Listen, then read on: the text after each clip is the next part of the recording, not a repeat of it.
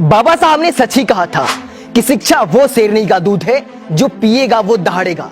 और इस कथन को पूरी तरह से सत्य करके दिखाया है हरियाणा की बेटियों ने। नमस्कार, मेरा नाम अरुण गौतम है और आप देखना शुरू कर चुके हैं ढाका टीवी।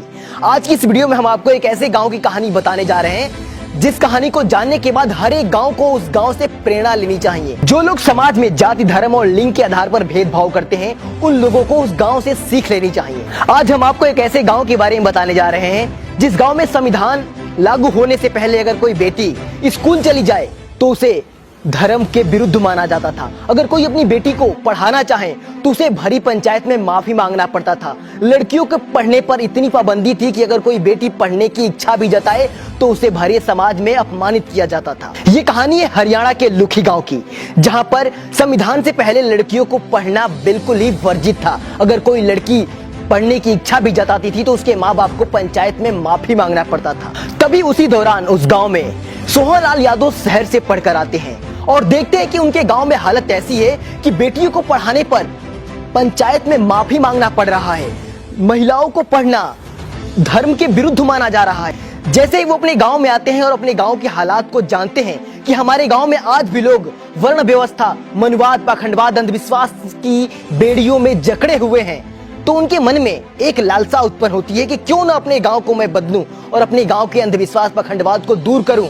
और उन्होंने ये बीड़ा उठाया कि जिस गांव में महिलाओं को पढ़ना धर्म के विरुद्ध माना जाता है, इस गांव में मैं महिलाओं को पढ़ाकर उस ऊंचाई तक ले जाऊंगा कि दुनिया एक दिन नाम करेगी। और सोहनलाल यादव ने बिल्कुल ही ऐसा ही किया।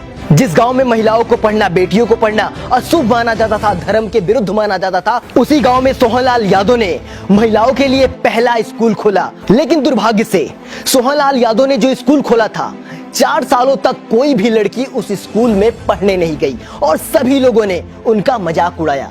सोचिए, धैर्य और सहनशीलता किसे कहते हैं। सोहनलाल यादव ने 4 साल तक स्कूल खोलकर इंतजार किया कि कोई पढ़ने आए, लेकिन 4 सालों तक उस स्कूल में कोई पढ़ने नहीं गया। इसे कहते हैं धैर्य और सहनशीलता। उन्होंने 4 सालों तक इंतजार किया।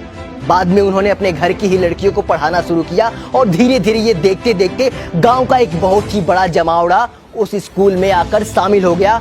ये तो थी कल की बात, लेकिन सोहनलाल यादव के अथक प्रयास से आज उस गांव की हालत ऐसी हो गई है जिसका डंका पूरी दुनिया में बज रहा है। सोहनलाल यादव ने जो सपना देखा था समता मूलक समाज बनाने का, सोहनलाल यादव ने जो सपना देखा था अपने गांव की लड़कियों को शिक्षा देने का, वो सपना बिल्कुल ही सत्य हो चुका है। हरियाणा का वो लुखी गांव जहां पर महिलाओं को पढ़ना धर्म के विरुद्ध माना जाता था, आज उस गांव की संख्या 4000 है। 4000 में आधे से ज्यादा महिलाएं हैं और उन महिलाओं में 400 महिलाएं सरकारी नौकरियों में हैं। और सबसे खास और अहम बात है कि उन 400 महिलाओं में 325 महिलाएं टीचर के पद पर हैं। और सबसे अहम और खास बात तो आपको बताना भूल ही गया, सोहनलाल यादव ने सिर्फ इतना ही नहीं किया बल्कि उस गांव में धर्म, जाति, अंधविश्वास, पाखंडवाद से लोगों का नाता हमेशा हमेशा के लिए तोड़ दिया।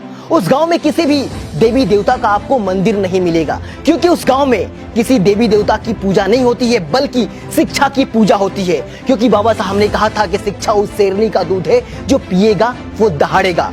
और इसी कथन को सोहनलाल यादव ने 100% सत्य करके दिखाया है।